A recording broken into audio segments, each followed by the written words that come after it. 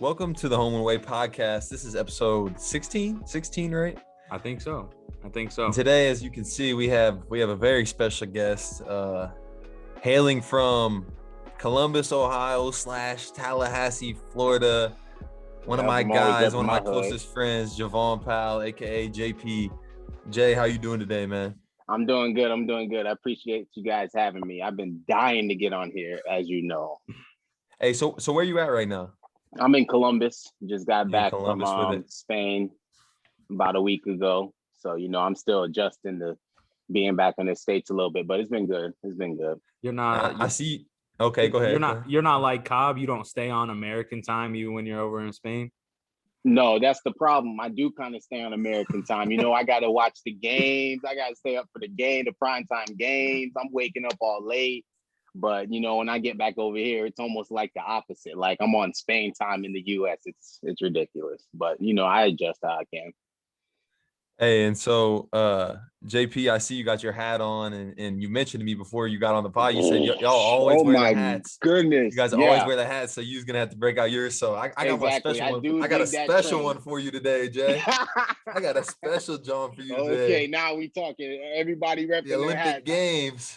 Hey, that's one of the best trends on this podcast that y'all got. Y'all always repping y'all hats. Yes, sir. Atlanta 1996 Olympic Games, man. Okay. Real quick. I'm repping my Nickel State boys down there in Louisiana. Shout out regular season champs in the Southland. Coach Klon's doing his thing, youngest head coach in the country. So shout out, baby. Yeah. So speaking of that, let's go into that a little bit. Let's get into your basketball career a little bit. Okay. So growing up, what was the thing that inspired you to play, or like kind of flip that switch to where, well, I guess for those of you that don't know, JP plays professionally right now over in Spain, was my teammate last year, and played, Division I at Nickel State, and played a junior college ball before that. So he's been around and he knows what he's talking about. But what was kind of that switch that flipped that made you realize, or maybe inspired you wanted to hoop, or, made you realize I can play at the next level when you were a kid? Well, to be honest with you, I was just like every other good kid growing up, like I loved playing soccer. I loved playing football growing up, loved playing basketball. So I was playing all of them growing up. You had City League, and then getting into middle school, you started playing for your middle school team and all that. So I was playing all three at the time: soccer, football, basketball. And when I played got to high school, I went to Lincoln High School in Tallahassee, Florida. When I got to Lincoln, that's when you kind of have to start like narrowing it down a little bit. Like, what do you really want to be serious in? And I had played football and basketball my freshman year of high school. And I just go to say I got one snap in football my whole freshman year and caught one pass, 12 yards. Let's go. And I think that's when I knew like basketball is something that I made varsity team my freshman year. It was always something that I loved playing, but I wasn't sure which one I was going to want to try to pursue and play in college. And, after that freshman season of football, I think I knew basketball was the one that was going to take me the farthest level, and that I was going to have to work and try to go play college sports at, because I knew that was probably the only way that I was going to get to that level. Yeah. And so when you were a kid growing up, though, so I know you have an odd fandom. We were just talking about it. You were a Cowboys fan, a Yankees fan, what else? Ohio State fan, everything. You a fan of all the teams I love to hate, basically. So, was there any players that you looked up to whenever you were a kid at all, that was like, I want to be like him one day? Or maybe just explain a little bit your reasoning for being a fan of all these teams. There were two specific players that I wanted to be like growing up. Well, Kobe Bryant, to be honest with you, was my first player. Just the way he attacked the game. He had that like assassin's mentality. I always loved that as a kid. Just everything about him, the way he carried himself, the way he talked off the court, the way his swagger on the court, the way he just attacked everything hard. And then Ted Ginn Jr. A lot of these young cats don't know about him, but Ted Ginn Jr. was Ohio State's playmaker growing up. And speed. You know how I love to say Ted Ginn Jr. He was on that national championship team that I hate to admit on here, but got blown out by, your Gators over there. Yeah. So, that was one of the reasons. And then The Emmitt Smiths, the Deion Sanders of the world. Those are the highlights that I grew up watching. Early in the early 2000s, the Cowboys, we kind of sucked. So I was watching more of the older highlights to figure out, like, why do I really want to cheer for these guys? My dad just loved them so much. Like every corner of the house had a Cowboys picture or a Kobe statue growing up. So I just loved all the best teams, it seemed like, but I really just wanted to cheer for the teams that my dad was cheering for. And, that's kind of how, I started cheering for all these teams that I did. What was it that like kind of got your dad interested in sports? Was he always before he came to the States, or was it once he got to the States that he got interested? It was, yeah, that's actually a good question. It was once he got to the States. So my parents were born in Jamaica. They're immigrants, came over. My dad came over to run track in college for Central State University. So, when he first got over here, the big thing was the 90s Bulls. Like, that was when he really got into sports, watching Michael Jordan and watching the 90s Bulls. They were in the midst of like their three-peats and Michael coming out of retirement right when my dad was about to graduate college and everything. And so he was knee deep in just NBA basketball. He wasn't even into like football yet or anything like that. Like, he just knew about the Cowboys because they were the best team, or like the Yankees because they were the best baseball team, But he was definitely like a Lakers fan because you had Kobe coming up with Shaq, and then he was a Michael fan. Michael was the '90s Bulls, and that's pretty much all he knew. So is Pops Michael or LeBron guy then? Right now, if I had to ask him right now, he's a LeBron guy. Oh, only because he's a LeBron guy. But deep inside his heart, he knows that Michael Jordan is the best player to ever grace this earth. But I mean, he does stay in Ohio, so he's got to give a little bit to LeBron. That's true. That's true. He does, and he stuck with LeBron even when he went to Miami too. But we were living in Florida at the time, so I give him that. But, he wasn't influenced by the whole state of Ohio hating that man. Exactly. That's the only thing I will say that. But my dad started creeping back a little bit towards this Jordan side this past year after the Last Dance had dropped. But who didn't, right? One more thing that we have talked about before, but growing up in a Jamaican household, I know y'all gotta love Usain Bolt, right? Oh my goodness. Come on. That's probably, that's the best athlete to ever come out of our country for sure. But just overall, the impact he had on communities out there, far more than just track, what he's doing in the community, what he's doing to get the country out there. And Jamaica, everybody always knows it's for like track, but Bolt made it so much more than that, coming out of the community and putting himself out there in terms of the Olympic Games and everything that he wanted to do for our country. So, he's a great athlete, but even better than that, he's a great person. And, we support him like how the Aussies support the buddy that passed away. What's his name? The Aussies? Yeah. With the alligator slayer. Steve Irwin. Oh, Steve Irwin. Steve Irwin. Yeah. Okay. Exactly. So hey, if I'm comparing it to that, what the love is like there. That's facts. Yeah, exactly. I know we're jumping around a bit here, but have you ever like been able to go back and kind of see where your parents are from, or have you? I actually haven't been able to be back where I was able to enjoy it, so I was back when I was a kid, more like in the baby ages, even before elementary school, so about 2-3 years old. So not at a point where I can go and enjoy it and listen to the things that they're saying, where you look so deep down into the water that you can see your reflection and all that good stuff, or just see the palm trees, the weather hot all the time. No, I haven't been able to be back, but I am definitely looking to get back now that I'm older, and I still got aunts, uncles, grandparents there to go see. So I definitely got to get over there soon. Absolutely. Yeah. I might have to rock with you. I know. Hey, I'm telling you, brother, we got to find a good off season to go for real. For real. But back to basketball stuff a little bit. Just walk us through, what your high school career was like, and then what ultimately made you decide to go the JUCO route. Because that's not a route that's for everybody. It wasn't for me. I knew I didn't want to do it. Mm-hmm. Okay, well, so like I told you, I grew up in Tallahassee, Florida, and I went to Lincoln High School, Tallahassee, Florida. My high school route was kind of up and down. My freshman year, I made the varsity basketball team, and like any freshman, that's any freshman's dream to come in and be with, you know, the course, top yeah. players of the school.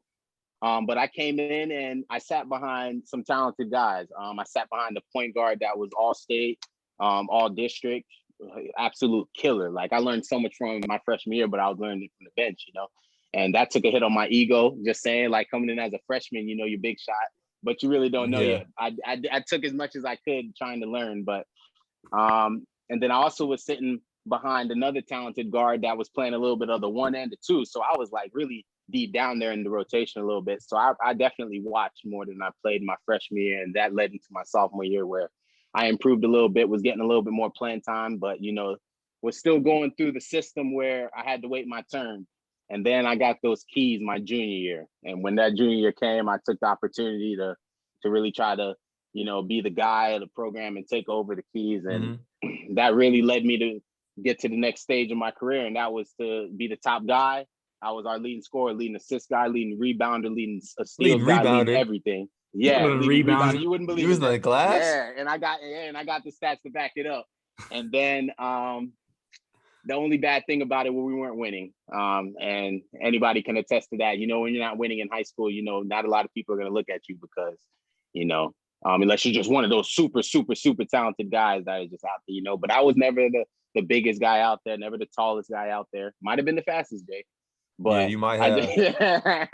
But, you know, and then I think where my whole life changed was my junior year. We had a change of leadership. And a man by the name of Coach Salters came in from the town over where I was growing up in Tallahassee, from East Gaston. And he came and coached me. And he asked me a question that summer. He asked me, he said, do you want to be good or do you want to be great? I'll never forget that. He asked me that same summer. And that senior year, I averaged 21 points, 7 rebounds, 6 assists, 5 steals, 7 rebounds, 6 assists, 5 steals. And I was one of the top players in the state at the time. You know, you had Joel Berry, you know, you had some other, you had D'Angelo Russell out there and, you know, Montverde. So you had some top cats out there, but my name was being mentioned out there just because what I was doing up there in the 7A rankings and everything. But I didn't have any offers. I had no Division I offers. I had a couple D2s looking at me, and I had a couple of JUCOs looking at me. And when I sat down with Coach Salters, he was like a big mentor to me. He said, my dream has always been going D1. There's nothing wrong with going 2, but my dream has always been going D1. And I've always felt that I can get D1, especially with what I was doing, where I was doing it. So when my senior year came down and I sat down, I said, you know what, JUCO is going to be the best route for me. I have one of the top JUCOs in the country right up the street at TCC in the Panhandle Conference. In my opinion, is the #1 JUCO conference in the world. You could say the Jayhawk Conference. Jayhawk, I've heard a lot about the Jayhawk. Jayhawks, heard a lot about the Jayhawk. Hey, I'll defend the Panhandle till I die, man. We okay. got some. They got some killers out there, you know. Yeah. And I'm thinking, you know, you got one of the best JUCOs right here. Send guys to the next level every year, not just D1, D to the top D2s, everything. So, you know, when I got that opportunity to go over there that summer and, you know, start playing with the guys a little bit, I said, you know what, there are some talented guys here that are going to be at the next level here next year. And this is definitely a route that if I come, stay patient, it can take me to the next level. And some guys stay 1 year, some guys stay 2 years. I stayed 2, you know, take some mental toughness to stay 2, but I felt it was best for me in terms of getting to where I wanted to go to the next level. And that was going Division I. So when I got there junior year, what were you gonna ask? I was just gonna say, like, with the JUCO stuff, you know, like, I think the JUCO route takes like a different, like, a level of like almost like toughness and like, because there's not as many sanctions. Like they can get away with a lot more. Like you could, like a lot of the JUCOs go hard. Like they go hard and like they're going every day. Like, I mean, if you go watch like Last Chance U, like the basketball season that just came out, I feel like a lot of my teammates who I've had that are from JUCO, when I asked them about it, like that's how they describe it. Like coach going crazy, like running all the time, like always doing something to like try and get better, like just always grinding, like always running. That's the thing about it. It's a complete grind at that level because everybody's trying to get to another level. You know, you're not going to. It's not the last step in the journey. It's not the last step. It's just the mid step to get to where you're trying to go. So I think that's the most important thing to try to remember, that you're working towards something so much bigger, but it takes the work at this level to get to that next level that you're trying to get to. And I think that's what my coaches really stored into my mind once I got there to JUCO is that you guys aren't here to stay. You guys are here to work and get to the next level, but use this time now to try to work. You're not here to play around. You're here to work. Coaches are going to come in. Coaches are going to watch you. Coaches are going to follow you. But, the job is still on you to work and get to that level to where they trust you enough to either give you an offer or, extend that next level to you. So how did you find the balance in for yourself between like competing for your own personal stake in your next level career and trying to win games and do the best thing for the team where you might not put up the same type of stats, but you might win more games? That's exactly what I think it is. I think, sacrificing those extra points to make that extra pass to someone else so the whole team can be successful. That was the most important thing because, there are guys there that are trying to get to the next level. I think my sophomore year, we had 8 guys go D1. So it was a very talented team. And I can't lie, our chemistry early was really kind of messed up because you have D1 transfers, you have talented guys coming from high school, you have guys transferring from other JUCOs, and we're all there for the same goal, to get to the next level. But, once you're in the midst of the season and you get to know the guys more that you're competing with, it's almost like, okay, we have a common goal here too. We want to compete at the national tournament. We want to get to Hutch and compete for a national championship. So I guess it kind of goes hand in hand, like, where you're finding that balance, like, okay, if I give my very best version of myself, then that'll help the team be its best version of itself. And then it'll kind of go hand in hand like that. Is kind of what I figured. Because anytime where I felt like, one or two guys was trying to go out and do their own thing, that's when I kind of see that, okay, that brought the whole team down a little bit, So I definitely think it goes hand in hand.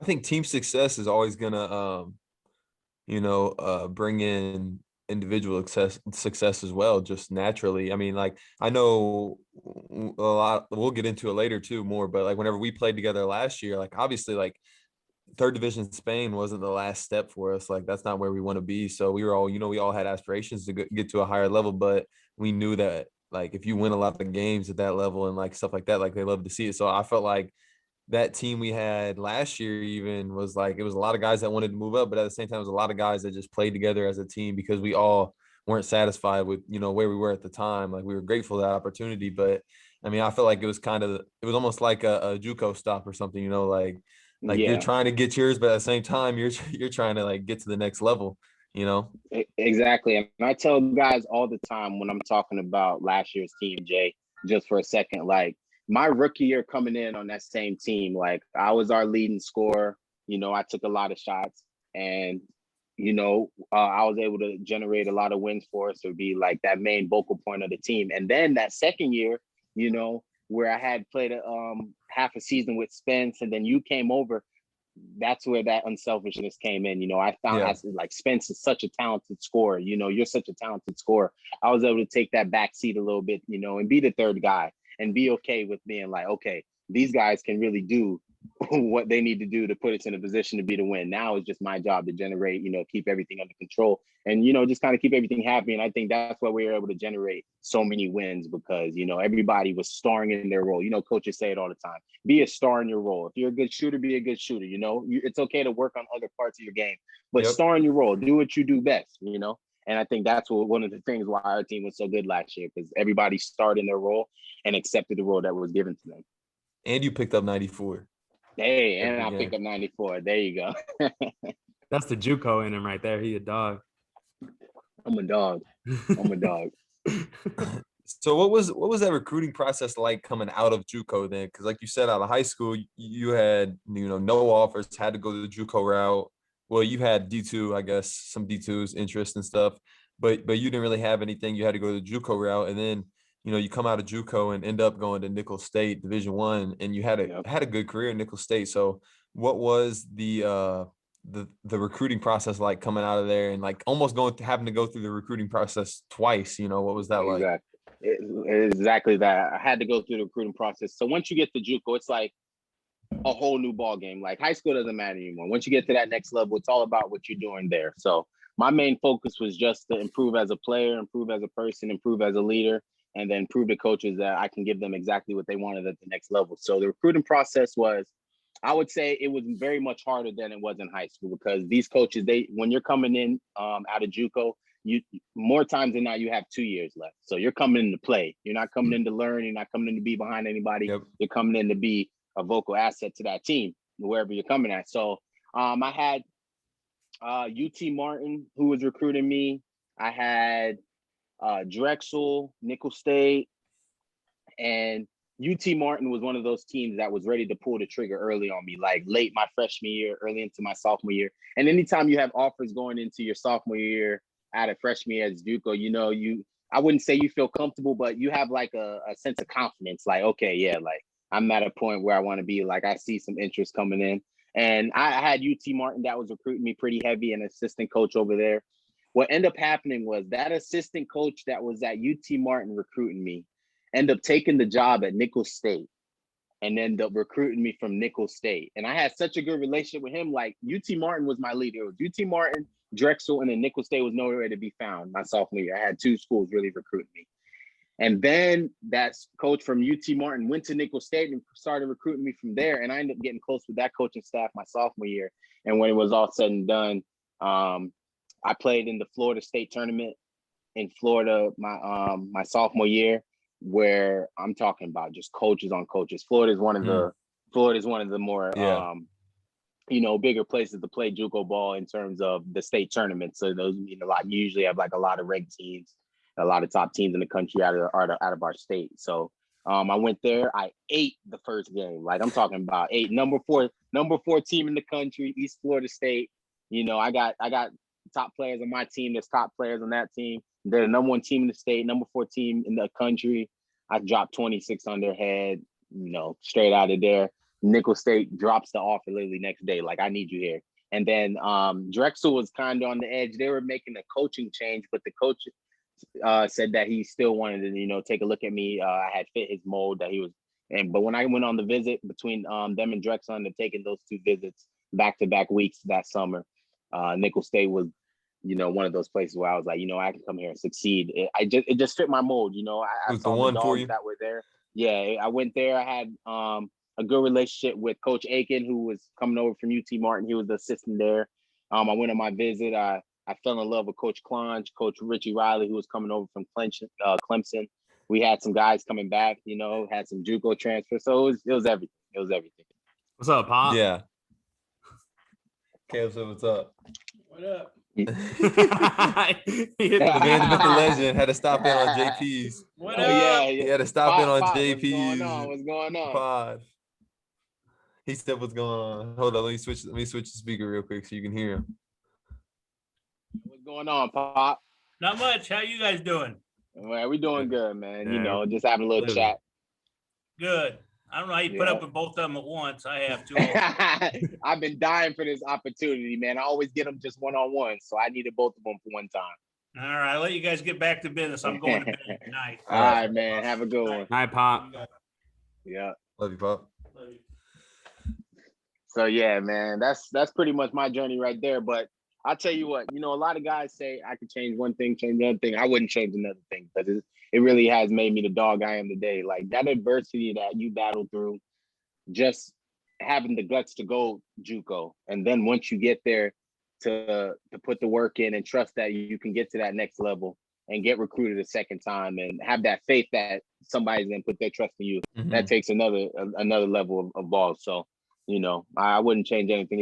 It's made me want to pick up 94. It's made me walk around with that chip on my shoulder all the time. So, 94. I have no problem screaming out JUCO product or telling people where I came from, because I love that being part of my story. So. And your coach at Nichols. So you said you were getting recruited by UT Martin. He was the assistant there. So was he recruiting you there? And then once he moved as the head coach at Nichols, okay. So that'll make sense now. And he's at where's he at now? He's the head coach of McNeese State now. Okay. Wait, was he somewhere else last year though? No, he was the assistant at McNeese. Oh, okay. Yep. Now he's the head man. He just took over as the head man this summer. So. That coaching staff is branching out a little bit. My head coach, Richie Riley, who was there at the time, he's at South Alabama now as the head man. And then the assistant that was there, Coach Klonge, youngest head coach in the country at Nichols now. And then now Coach Aiken, he's at McNeese State as the head coach. So, that coaching staff was They were talented. They could recruit. They could do a lot of good things. So it's good to see them starting to branch out a little bit and put their success into other programs. And so you get to Nichols, and what is that transition like, and what's the difference in level? Like, is there a difference like going from JUCO to Division I? Because I know there's a difference going from high school to JUCO or D1, D2, any kind of college ball, just because you're playing older, bigger, faster, stronger guys. But Yeah. what's the difference in level play? What do you think is the biggest difference going from, you were at Tallahassee Community College, going from there to Nicholls State? What was I the would just biggest say change? the biggest change was the pace of the game. Once you get to that Division I level, or even like the top D2s, as you can attest to, Jay, like that pace of the game is so different. Like, you got point guards that can control the whole game. You got bigs that if you throw it in there can play one-on-one, can dictate the whole game, can pass out of double teams, can make you, if you double them, can make them pay. Like, it's a completely different change from JUCO. JUCO, you kind of just getting up and down. Everybody's showing their talents. The athleticism is taking over, shooters taking over. It's a lot of space on the floor to go do, pretty much whatever you want to do. But once you get to that Division I level, or to that that high college level, that pace of game changes to where, like, when it gets under that 8 minutes, it's gonna be 5-on-5. Like, sit down, who can get a stop, who can rebound the basketball, who can do the things that it takes to win the game. So I think that was the biggest difference. JUCO, I was one of those kids or guys, just running around out there, showing my talent level, almost like with his head cut off, But once I got to that Division I level, I learned to calm down a little bit, take control of the game. Everything doesn't have to be, full speed and everything like that. So yeah, no doubt. So that was probably the biggest change for me. And then obviously, like, the talent level, you can definitely say the talent level, when you're playing a team, like when you're playing the Villanovas of the world and you see the Jalen Brunsons, the Mikal Bridges, you can see, like, okay, these guys are on a completely different level, like their pace of them playing off 2 feet, them attacking closeouts, them just doing all the right things that it takes to win a basketball game, Okay, so you leave Nichols and you head overseas, and you end up in at ISB your first year, Yep. first 2 years, and then this Aspatia. past year, Hey, that was shout out kind of Aspatia terrible. winning the league this year. Yeah, Okay. shout out ISB winning the league. A lot of love for the people over there in Aspatia. A lot of love for some of those guys still on the team that I know. Yeah, a lot of love. I got a lot of respect for them for pulling that out. Yep. Rest in peace, our guy Pino. I think they won it Pino, for rest in him. peace. I Yeah, think that I was know. that was our That guy. was Every huge. time something was broken at our house, he would come over and fix it every time. He was That was our the guy. handyman, Yeah. no question. But Yeah. so whenever you left college, was going overseas something you always had in mind, or like something you always wanted to do, or when did you realize this is a real opportunity for me, and this is something that I could do, is play at the next level after college? It was always in the back of my mind, playing at the next level. Playing overseas specifically started creeping into the back of my mind as I got closer to the end of my college career. So not before my senior year, but more towards the end of my senior year. So more towards like conference tournaments, end of the season creeping up, just because I was thinking about the next stage. But towards my senior year, I started thinking, like, damn, I can play this. I can play this. I can play this thing for life if I could. Like, I love this game so much, and I work hard at this game. So that kept into my mind senior year, and then after the season is when I was really like, I gotta, if I want to play the next level, I gotta take this thing serious. And when I sat down with my college coaches, they said, you can play at the next level. And once I heard that from guys that were around me for 2 years and watched me work, they worked with me, watched me put that work in, I knew that I could play at that next level. And that I didn't have to hear anything else after that. I already had the confidence that I could, but hearing it from guys that was around me every day, pretty much assured it for me. Yeah. And you get over to Spain, and what was that change in culture like for you? Because for me, like, it's a bit of a culture shock going over to Europe for the first time ever. as I'm sure it was for you, but what was that like for you, especially when you pull up and like everybody speaking Basque and stuff? Like that's a language that sounds, if you guys don't know, like we were in Basque Yeah. country, so it's a region of Spain, and uh they don't really speak. I mean, some places in Basque country, like Bilbao, was like probably the biggest one. You know, they speak a lot of Spanish still there, but almost all the other state or cities over there in Basque country, they speak straight Basque, which is a weird language. Not weird, but just a very different language. Nothing like Spanish, nothing like English, nothing like anything else. So what was that like going into Basque Country and going into Europe for your first time and having that kind of culture shock? Like what was the biggest difference and the hardest thing to get accustomed to? The time difference.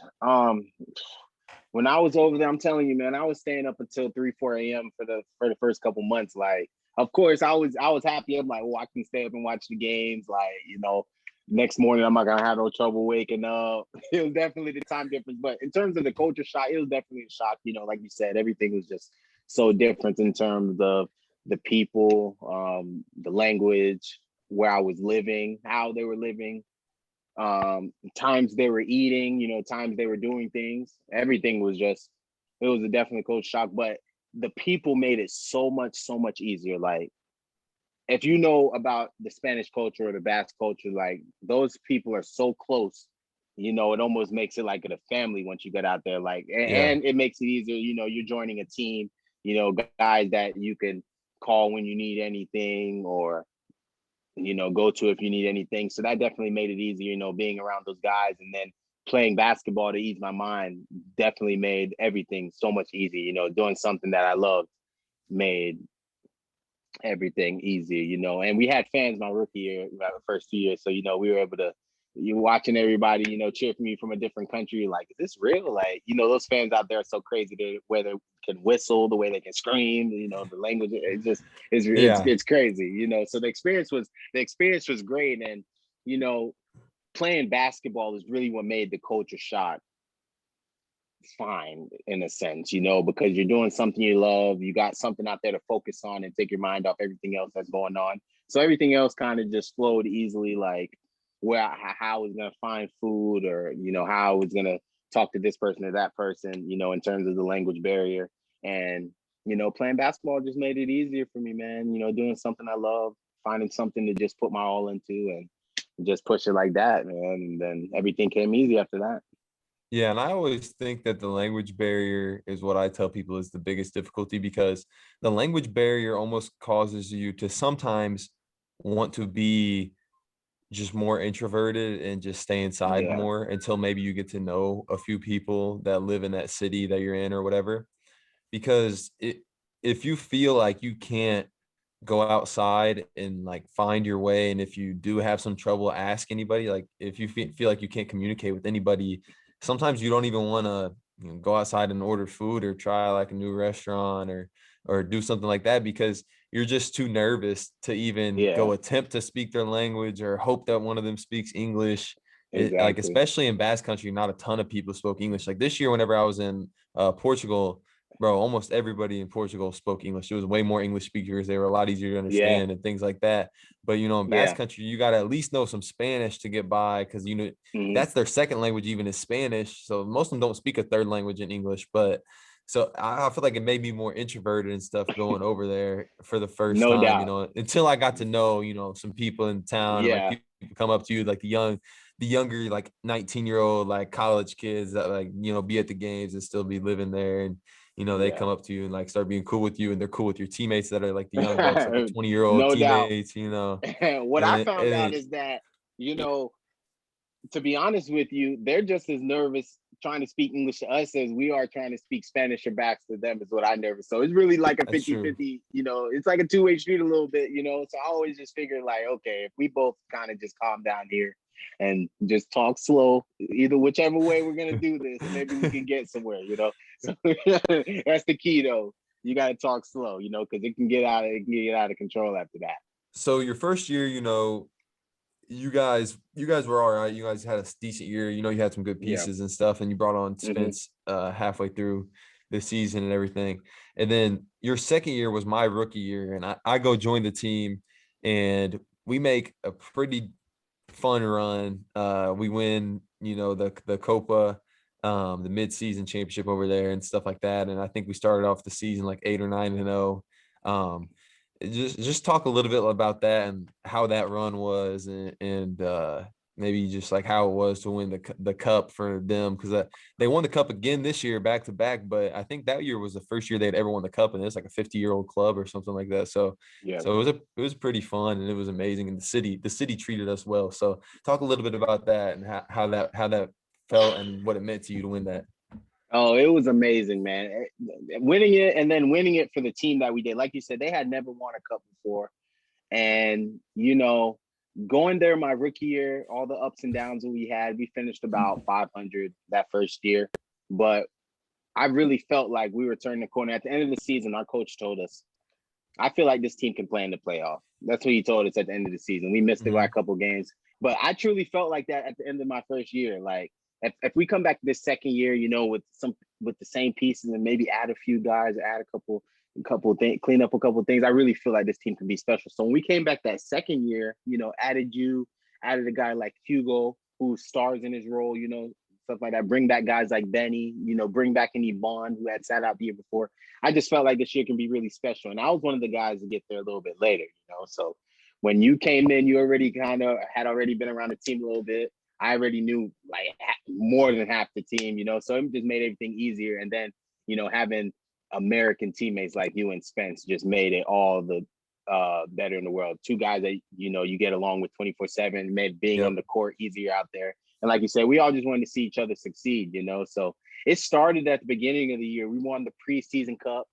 We beat the Leb Gold team who ended up going up to ACB the same year, GBC in the preseason cup. So we saw flashes like, okay, yeah, this team can be special, And then all that we went through to start the season, all those road games that we won early in the year, we struggled to win. Like, so that proved that we can deal with adversity. That proved what type of season it was going to be, And then we finally took that first loss. And even after we took that first loss, we knew that, like, we have fixable problems. We have a team that's going to stick together, a team that can battle adversity. And by that time rolled around to where we were trying to see who the best team really was around the Copa time, we felt like we were the better team. And it was a crazy game, a game back and forth, two best teams battling it out. And in the fourth quarter, you and Spencer just took that game over. It was one of the craziest games I've ever been a part of. And we and were it down. was just so much better being at home, with that crowd behind us, Yeah, hosting it was the best part. Yeah, exactly. Hosting it was the best part. And it was just all that work that we had put in up to that point is what made it special. Those morning workouts that we had that sometimes we didn't want to go to, then we had those practices in Ascoitia 2 to 3 times a week that we didn't want to go to, all that work that we put in leading up to that point just made all that when that trophy got handed out to each of us individually, and then we got the big boy all together, it just made it all worth it. I'm really sad we didn't get to finish the season, to be honest with you. But me too. That I think we could have done something that special if we would have got to finish it. Yeah, that one felt good. It felt like we didn't get to finish what we started, but yeah. Whenever we were down double digits in the third, I think, or maybe even the fourth in that game, and we came back and Spence had some heroics in the fourth. I was just solid the whole game. Hit some big shots, exactly. The fourth, but yeah, so they gave Spence the MVP, but and then whatever. I'm sitting, it is what it man. is. We got the cup. That's all it means. And JP sat down and took out a very key guy for them, Sabat, and that was a big part of it as well. And that's our team though. Just doing whatever it took to win, like. Some nights is going to be our night scoring. Some days we're going to have to do it on the defensive end. It's just whatever we needed to do to win. We did that. That's what our team last year was really about. We were just about winning. Like, even in practice, that's the key. We wanted to win. Competitive. Like 5-on-5 practices, 3-on-3. We wanted to win. And that's what made, when we came down to it in the fourth quarter of games, that was winning time. And we knew we'd look at each other and be like, okay, we got to get stops. We got to rebound the basketball. We got to execute on offense. And all that made it as special a team as we were, So all those things just add up. It just all added up. And the way that community showed us love, like, was just Yeah, unreal after that. Like, first of all, they packed out that gym. Like, I didn't think that many people could fit in that gym. They brought in the yeah, extra bleachers and everything, and it was still packed. And then, afterwards they all were going crazy. Like, the party afterwards was crazy. We had yeah. some Cali Mochos. You If you know, did. You we had some did. Cali Shout out to Mochos. Aspeite and Ascoite. You and, can't say one without the other. So and shout then out. shout out them. And then the next day or whatever, that weekend, we had the parade. They paraded Oh us around the man. town with the Yeah, cup. We went up in the city hall and popped champagne with the yeah. mayor. Like, They went to they gold showed this they year. I showed can't so even much imagine how the love. celebration I is can't this year, imagine man. how the celebration is now. They They won the deserve cup, it so they though. got one celebration. Then they Yeah, won the league, so I know they had another one. But yeah, man, those times were just yeah. unreal, and I'll never It's forget times. it. And then Yeah, we'll never forget them. We'll never forget it. And that was a fun year no playing one can hoops, take man. that away from us. Because we put the work in for that. And it was good to win it with. It's better when you win it with guys that you can enjoy it with. That team was genuinely close. Guys liked hanging out with each other. Even off the court. Being around each other on road trips. And that was the key to our team right there. Looking to the next guy and being able to trust whoever was on the court. In a 1-point game with 2 minutes to go, like we didn't care who was out there. We felt like we were gonna win. So So it was a good team to be on. That was a team I'll never forget for real. So how hard was it then for you uh, this year, leaving that comfort zone that you've had for the past 2 years, right? You've been in one spot for your 2-year pro career, and then moving to a different location, different club, different leadership, different coaching. What is that like? Obviously, you've had different stops at the college Yeah. level, but when it's adjusting to another completely different environment overseas, what's that like for you? I think it's more mental than anything. I always say that I try to get comfortable being uncomfortable. So, that was kind of the approach I took this summer. So when I knew I was going to make the switch to a new team and the role that team was going to need me to provide for them, I went in there saying, how can I come in and be the best version of myself and then look to improve upon this for the year, because I knew the success coming off the year I had before, being on a team that had such good camaraderie. We had guys that started in the role. We obviously won a lot, So I was looking to come in this year and be on those same vibes right there. I wanted to win. I wanted guys to be able to look to the next guy and be like, okay, if he shoots that shot, you have faith that he's going to make that shot. So I just went in there with the same approach that I came in my rookie year, with a chip on my shoulder, like I had a lot to prove, like I do every year, and just wanted to focus on putting my head down and working, and trying to get to that team to where I was at the year before, and like going in there and telling guys, like, not necessarily going in there like I was better than guys, but going in there with a sense of, okay, I know what it takes, or like I've been to the top of this league and I know what it takes to be at the top of this league. This is how we can get there, and just trying to help guys get to the level where I had been, not necessarily where I was at coming in, but where I had been before. So, I just had that put my head down and work mindset. And if I put the work in, I always am able to live with the results. So that's definitely what I was coming in with and, this summer and when how I was had that? made the switch. How was that being over there in Madrid? Because we took we had a little off weekend, and me, Spence, and JP took a little trip to Madrid. It was a good Yeah, time, and it's then this crazy. year you live Yeah, basically in Madrid. So how was that to be in a big city like that? I yeah. mean, that's a huge city. I think it's Oh, got like 3 million people. I mean, yeah. so It how was was it, that to it be was there? definitely fun. It's a city, like I wouldn't compare it to like a New York or California, but it has those types of vibes to it. Just a big city where something's always going on, a lot of sights to see, a lot of people always roaming around. Now, this year was cold a little bit, so it wasn't as crazy at first, but as the time went on, January, February, especially here in May before I had left, it was it was pretty packed out a little bit. Seoul was getting back to what it was, Grand Via was getting back to what it was. So it was, especially coming from Aspatia, shout out, love out there, in such a smaller space. Going out there to Madrid with so much more room, it's like, you going from the small city to the big city, Yeah, so you go from a it city was, with 12,000 to one with 3 million. yeah, So I 3 mean, million. It's crazy, and yeah. everything's bigger. Everything's bigger. There's a lot more things going on, a lot more places that you can go do the things that maybe you had one store at. And this, in that stadium, there's like 5 stores for the same thing now. So, the adjustment, it wasn't no adjustment to be made. It was just go out there and be free, go out there, be me, and have a good time and look to enjoy while, working on my craft every day, and doing something I love. So, it was great. It was great. The city's great out there. Can't lie. All right. So I think that's about it with the basketball Yeah, career. yeah. But I mean, I guess one last thing I'll ask you just to ask about the basketball stuff. What would you say to like someone that's a high school kid, maybe that doesn't have any offers and is thinking about, what can I do? Like, should I go JUCO? What would you say to that kid? Like, I would just say, put your head down and work. Even if you don't know what results are going to come, just work. Just work. The results will always show work up. works, right? Yeah, just work. Just work.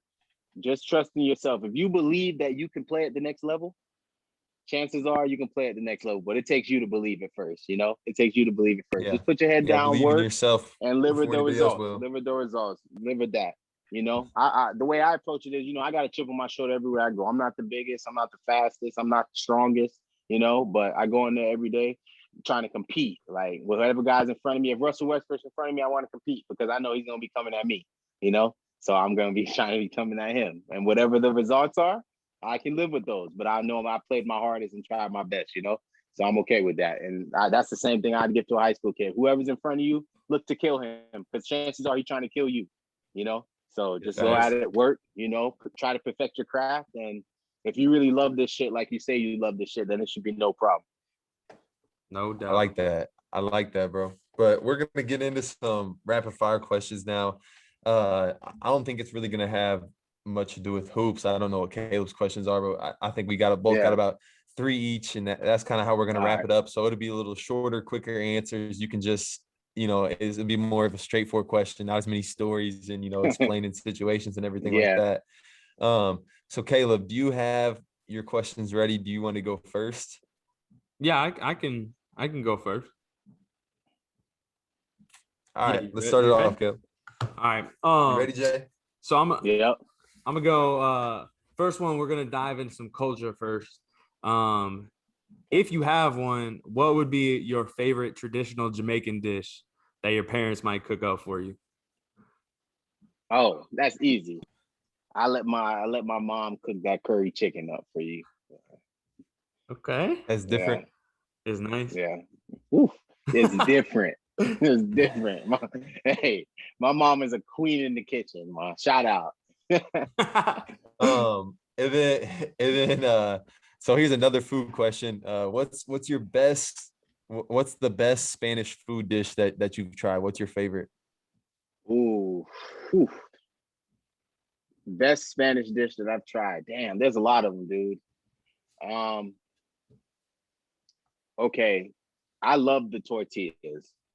Yeah. Like I absolutely love it. Those are my favorite. I don't know if it's the best, but it's definitely my favorite. Because there's so much variety with the good bread on it too. Yeah, like you put on some bread. Chorizo, Yeah, some olive oil. Ooh, there you go. It'll definitely be the tortillas for me. If you could have a sit down with one athlete, dead or alive, and pick their brain for an hour, who you picking? Kobe Bryant. I feel like that'd be a lot. One place. Yeah. Okay, my fault. Go ahead. I might pick his brain for more than an hour, though, Caleb. I was gonna say, with Kobe, it's gotta be. You almost need like a full 24-hour segment for that one. I'm about to be like, hey, slow down, bro. I got you. You just got a recorder there with you. Yeah. You just gotta. Because Kobe too. Kobe's gonna give you those detailed answers out, like explaining why he feels this way or why he thinks this way, and like. How he came about thinking this way and feeling this way, if he changed his opinion, all that good stuff. So I definitely love to pick his brain, even if it was just for an hour. I think that was the biggest, like, as I matured, like when I was a kid, I'm not gonna lie, I did not like Kobe. Like I didn't like Kobe. A lot of people didn't. I'm telling you, man. I can't even tell you how many Bron fans I had growing up that didn't like Kobe. Like I used to be shook. Like once he retired and like started doing his detail stuff and like the way he was growing the game and like you really got to dive into his mind, and it wasn't just watching him play. Like that dude had so much left to give to the game, man. Like, and so not even just the game of basketball, like life in general. Like I feel like he was ready to teach people stuff beyond the court, and it just such a shame that he was taken so early. Yeah. All right.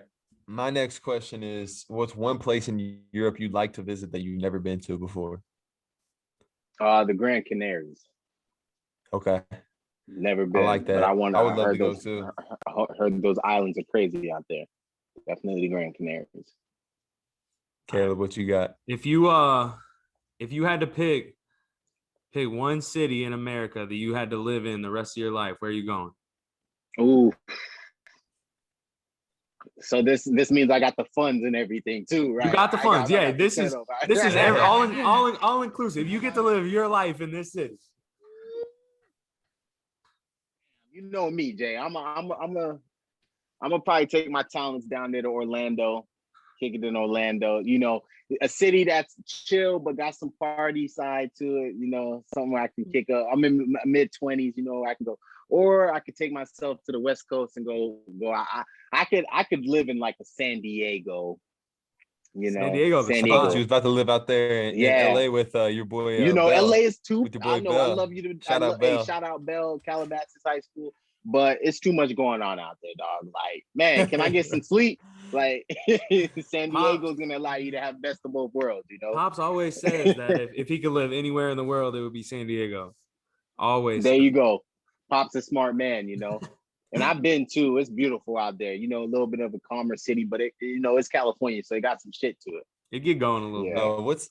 No, what's your favorite spot in Spain? I'm not saying like your favorite city or something, but like your fave spot. Like where's that at in Spain? Did you say fave? Fave, yeah. What's your fave spot? Favorite spot. What? I can't say fave. It's probably my fave spot in Spain. Probably we had our coffee shop named Igana in Aspatia. That's probably my favorite spot. Yes, dog. That place always had us, bro. That's one place where I know if I go, one, the people there are gonna treat us right, and two, it's probably gonna be open. It's gonna be busting. That's too, the place yeah. That's the place y'all ate at like 5 days a week for breakfast. There you go. Yeah. Look, even Big K every knows. day. Straight up. Yeah.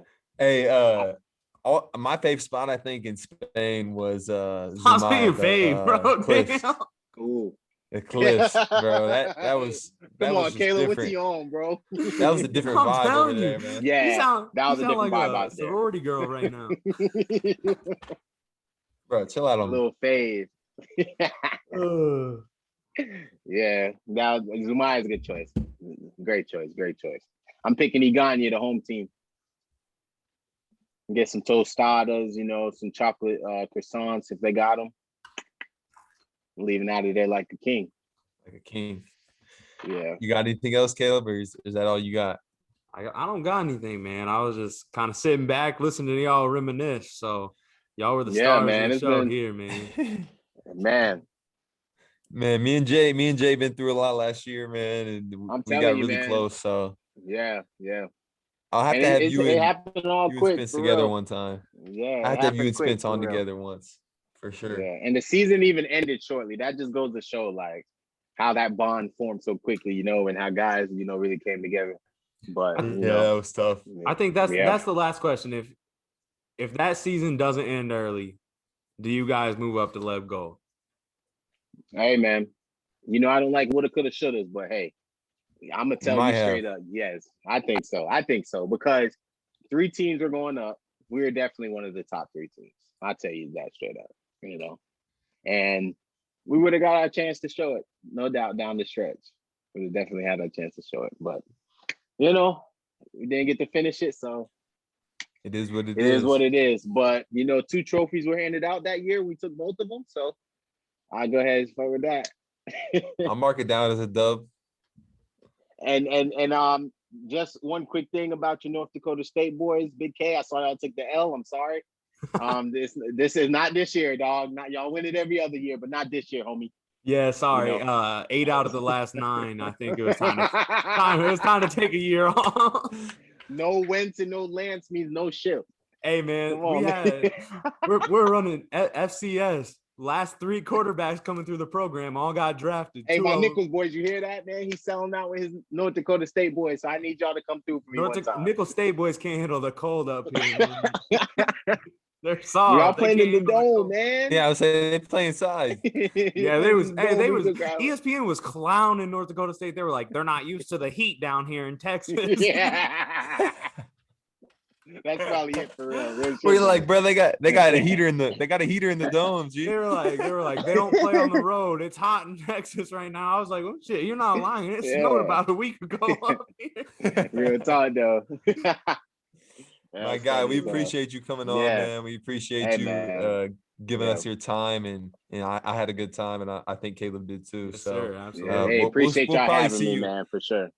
We might see you on here again sometime with me, you, and Spence, so we can all reminisce a little bit and stuff. No doubt, man. And I just want to say, you guys keep doing your thing with the podcast episodes, man. You know, I'm tuned in every week, man. You guys are really doing your thing, and I know how hard it is to start one of these things, but once you start it and it gets going like it's going, you know, good things gonna keep happening. So, you know, you guys keep doing your thing, and thanks for having me on, man. I have fun, no doubt, man. That's love, man. Appreciate it. Yeah.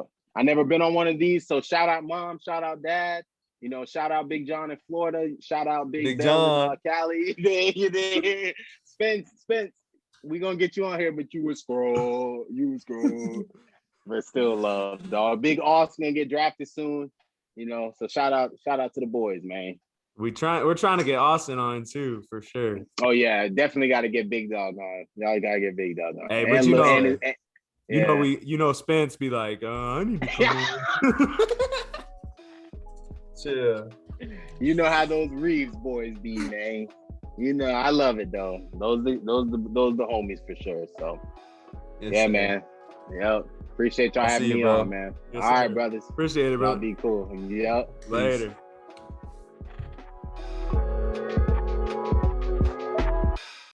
All right. We really appreciate having JP on. Before we let you go here, we just wanted to touch on one more thing. Big things happening in the world of sports today, especially for us being Cardinals fans, coming up around this man in our childhood. Albert Pujols, designated for assignment, released by the Angels today. I think there's some options going on, and my first instinct, I think, was a lot different than how I'm feeling currently. First instinct was a little bit bitter, like kind of a little bit of like, let him be. We don't need that.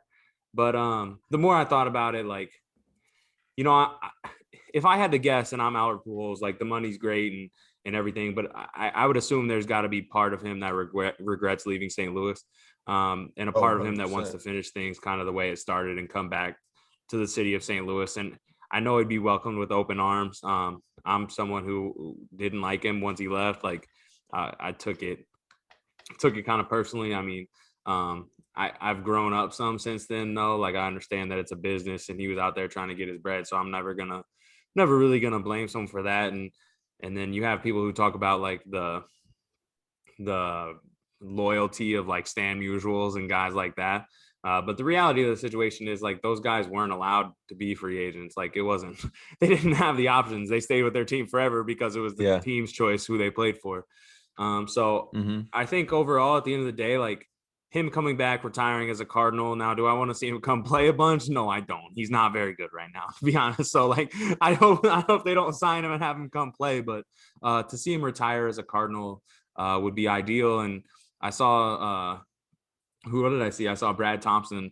I heard that he said that he'll probably go into the Hall of Fame with a blank hat. And if Albert Pujols isn't wearing a Cardinals hat in the Hall of Fame, I will be very shocked.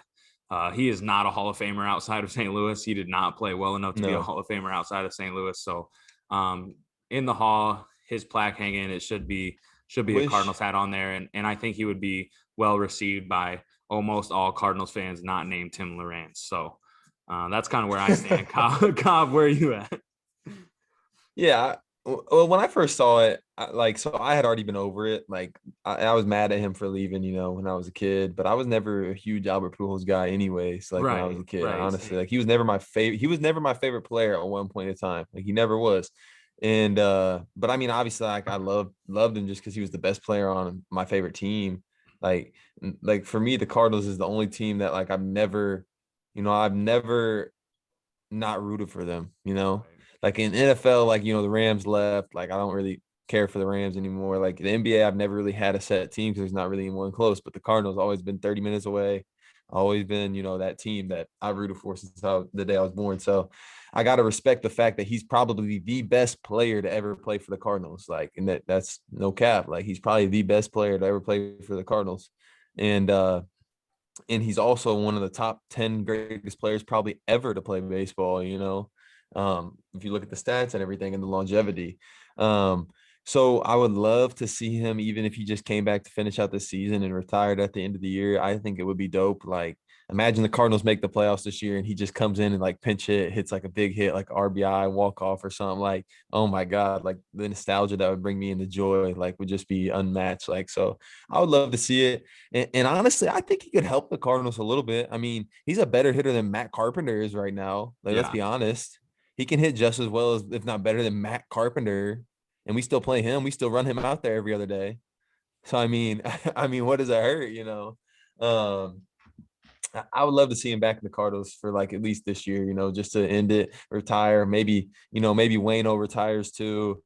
And him and Pujols can retire together, and maybe Yachty retires too. I don't know. Yachty's having a hell of a season right now, so maybe Right. maybe he found This Yachty ain't found his youth or retiring right something. now. I'm telling But you. yeah, but I did see Yachty posted something that said like it was in Spanish, so the translation was kind of whack, but it was kind of just saying like together again or something. I don't know. It was something. It was like a picture of them two together exchanging jerseys, like from the Angels, and I think Yachty's trying to get him to come back. Yachty wants him back, so maybe Mosaic will listen to him and get him back there, bring him home. And I mean, I think you even like outside of playing the game, like I think he can bring something to a clubhouse. Like the dude's won World Series Yeah. before. The core of Wayno, Yachty, and Albert again would be something from a leadership standpoint that just you're not going to have at a lot of teams. So I think that there's value in that as well. And I think it's important, like for us, it's kind of, I don't know, it's been a different road than a lot of people who like grew up having Albert Pujols be their favorite player. Because like you said, with Mm-hmm. you and the same with me, like Albert wasn't our favorite player. We liked him and loved him because he was the best player on our favorite team for essentially our entire life. Like I have a program from when we went to a Peoria Chiefs game and Albert Pujols was playing for the Chiefs. So like we've seen him play since he was in single A. You know what I'm saying? So like he's been a part of our baseball lives essentially our entire life. But again, he Yep. wasn't our favorite player. So when he left, it wasn't as like sad. It was more like a screw this guy type thing. And then Yeah. it healed, and you understand that it's a business, and he kind of was doing what he thought was best for him. And now I think it makes sense for all parties, I think, to bring him back. So I really hope that that's the conclusion that it comes to. Maybe we'll get Dad on our side of that. I doubt it. I'm sure he has Facebook posts out already about how he doesn't want Pujols back in He does. He in a does. He Cardinals does. jersey because I don't know, he took that one hard. He was never the biggest Pujols fan either, but he took it hard when he left. Yeah, I don't know why he took it so hard, but he did, and he's never been the biggest Pujols fan, like you said. And but I really wouldn't mind having him back and seeing him in a Birds uni just one more time. It would be pretty dope. So I hope that the Cardinals would do it and bring him back. I saw a thing the other day. I forget who it was. It was one of those young guys, that are on like the 40 man and they kind of bounce around for being on the team and not being on the team. And they were just talking to him at like a Cardinals pregame show or something, had like a little interview up on him.